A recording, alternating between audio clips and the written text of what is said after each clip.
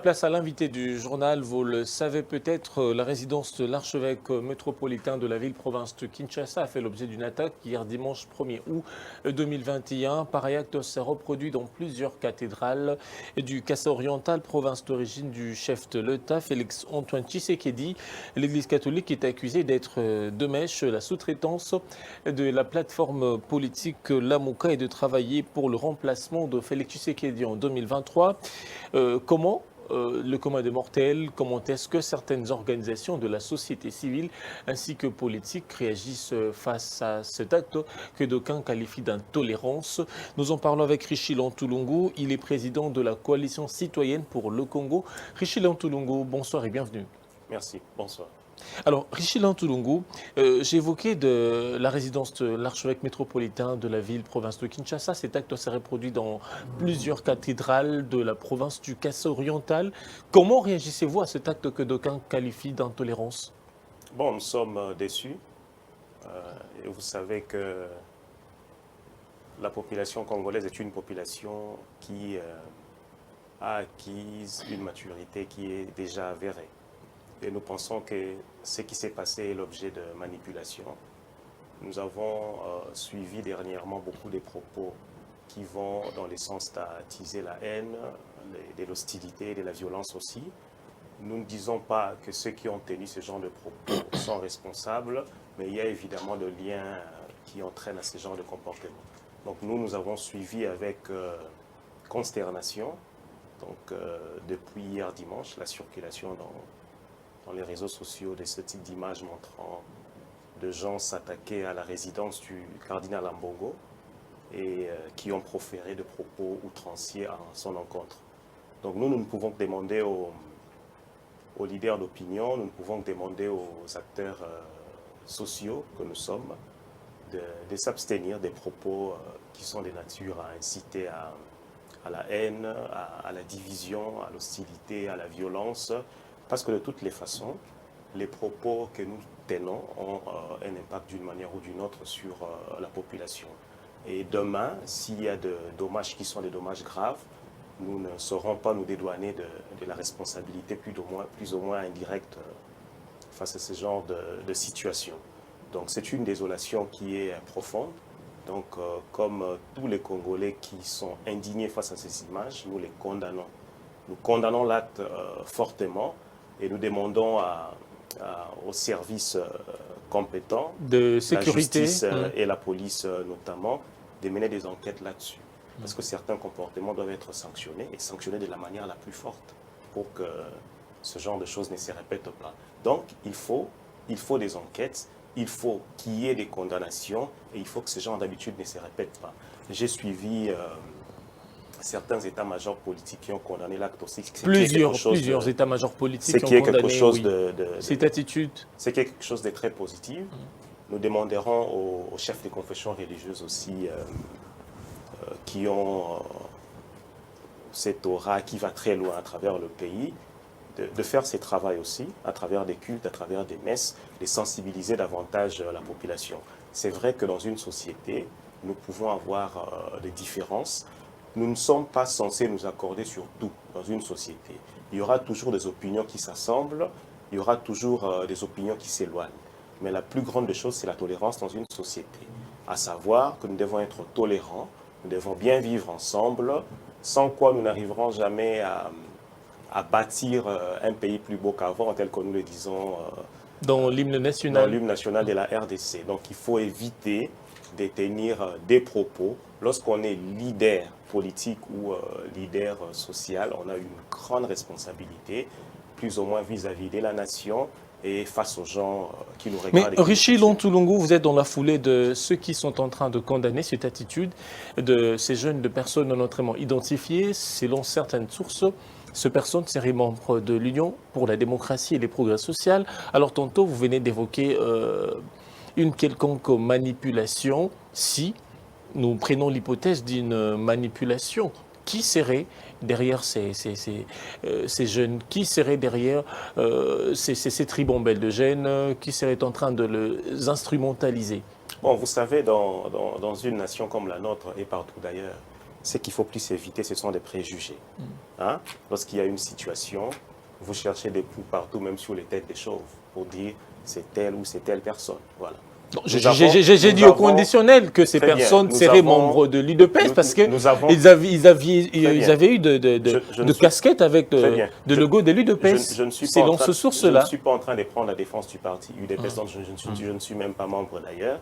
Ce que je suis en train de dire, c'est que quand il y a des situations dans le pays, nous devons éviter de brandir au devant des préjugés. Il faut faire des enquêtes. Il faut faire des enquêtes. Il faut faire des études minutieuses pour comprendre qui sont réellement derrière tel acte ou tel acte, qui en sont le commanditaire, quels sont les motifs derrière tel ou tel autre acte. Donc nous ne pouvons pas aujourd'hui procéder à des qualificatifs pour dire que c'est tel parti politique qui doit être d'ailleurs. Le problème, il est globalisant, il est général, tel que je l'ai dit précédemment dans mes propos. Il faut que les leaders, les états-majors politiques, hein, tous, pas seulement l'UDPS, il faut que les acteurs sociaux que nous sommes, moi, président de la coalition citoyenne pour le Congo que je suis, il faut que nous prenions l'affaire à bras le corps pour sensibiliser la population, pour lutter contre la culture de l'intolérance, pour amener les gens à comprendre qu'on peut avoir des opinions qui soient des opinions non, mais aussi, qui pourrait être derrière ce texte Richie Lontulongo entre nous. Il faut faire des enquêtes. Vous aviez évoqué tantôt d'une manipulation. Il faut faire des enquêtes. Oui. Ouais, il faut faire des enquêtes. Nous avons tous les services compétents dans ce pays. Il faut faire travailler tout le monde. Vous ne faites pas travailler que M. Richie. Faites travailler aussi la police, faites travailler la justice pour savoir qui sont derrière ces genres d'actes. Et tel que je l'ai dit précédemment, ce sont des actes à condamner, à réprimer de la manière la plus forte pour qu'elles ne se reproduisent pas. Nous avons des expériences malheureuses dans ces pays ici. Nous ne devons pas rééditer ce genre d'expériences où des gens ils s'attaquent à des églises, ils s'attaquent à des prêtres, ils s'attaquent à des pasteurs. Ce n'est pas le pays que nous voulons construire, quelles que soient nos différences. Alors, j'évoquais l'hypothèse de l'UDPS, vous l'aviez balayée d'un revers de la main. Vous saviez que depuis quelque temps, l'UDPS, le parti présidentiel, a du mal à digérer l'opposition de l'Église catholique. Vous parlez spécialement de quelle position de l'Église catholique, pour être beaucoup plus spécifique? La Cinco. La Cinco a plusieurs positions. Vous ciblez particulièrement quelle position que l'UDPS? Richie Lontulongo, c'est mon plateau, mais vous le savez que depuis un certain temps, l'UDPS a du mal à digérer la position, le propos, les avis que met le prélat catholique. Bon, c'est ce que je suis en train de dire. Les prélats catholiques émettent des avis sur plusieurs points en même temps.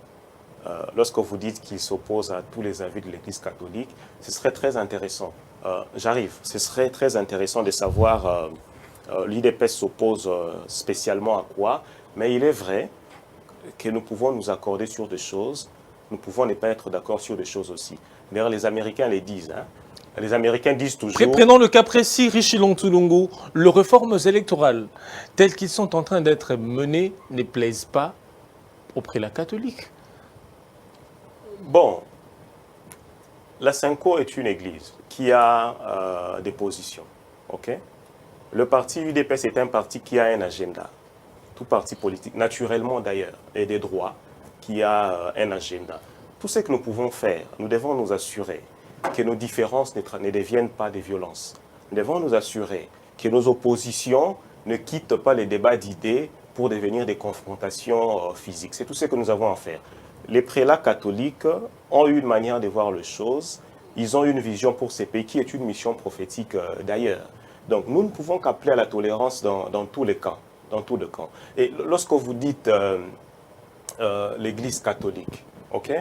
Lorsque vous dites l'UDPS, l'UDPS est un parti politique qui est composé de gens de toutes les confessions possibles.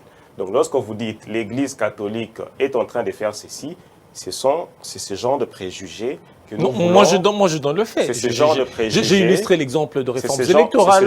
La loi organique sur la CENI, ça a été promulgué par le chef de l'État. Par après, on a suivi la Cholet.